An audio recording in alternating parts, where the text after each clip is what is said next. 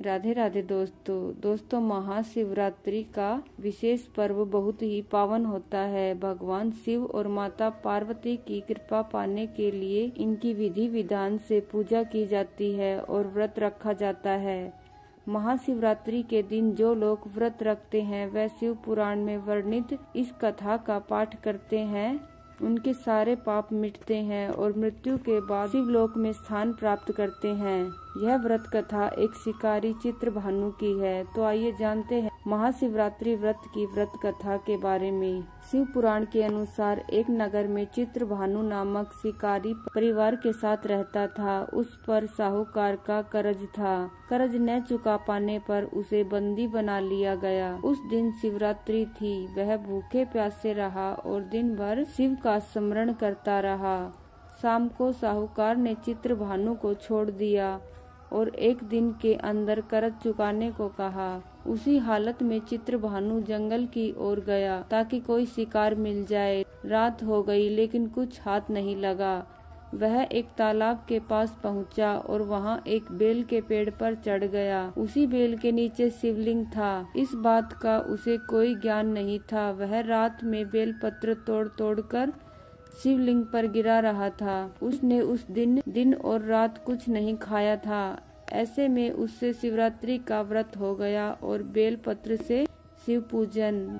रात बीतने पर एक हिरणी तालाब में पानी पीने आई। वह गर्भवती थी। उधर मौके की ताक में बैठा चित्रभानु धनुष और बाण लेकर शिकार के लिए तैयार था।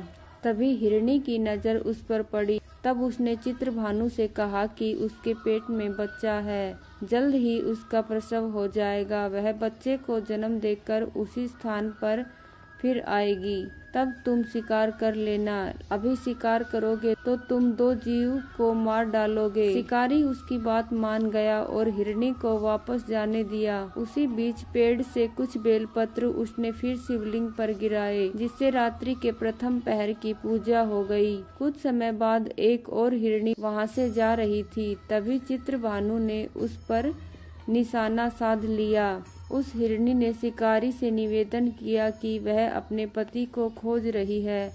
वह पति से मिल लेगी, उसके बाद तुम्हारे पास आएगी। शिकारी ने उसे भी जाने दिया। रात के आखिरी पहर में भी चित्रभानु ने कुछ बेलपत्र भूलवश शिवलिंग पर गिरा दिए।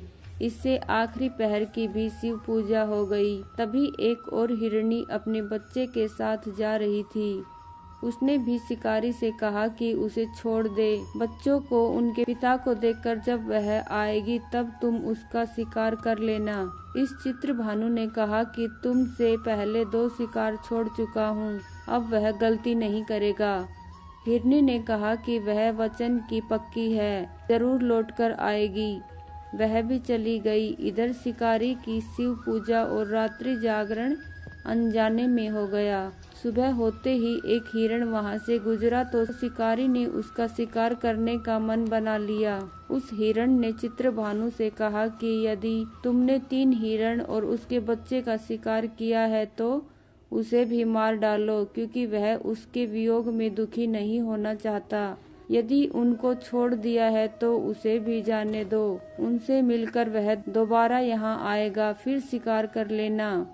इस पर शिकारी ने पूरे रात की घटना हिरण को बताई। उसने हिरण को भी जीवन दान दे दिया। शिवरात्रि व्रत और अनजाने में शिव पूजा के प्रभाव से चित्रभानु का मन निर्मल हो गया। वह पाप रहित हो गया।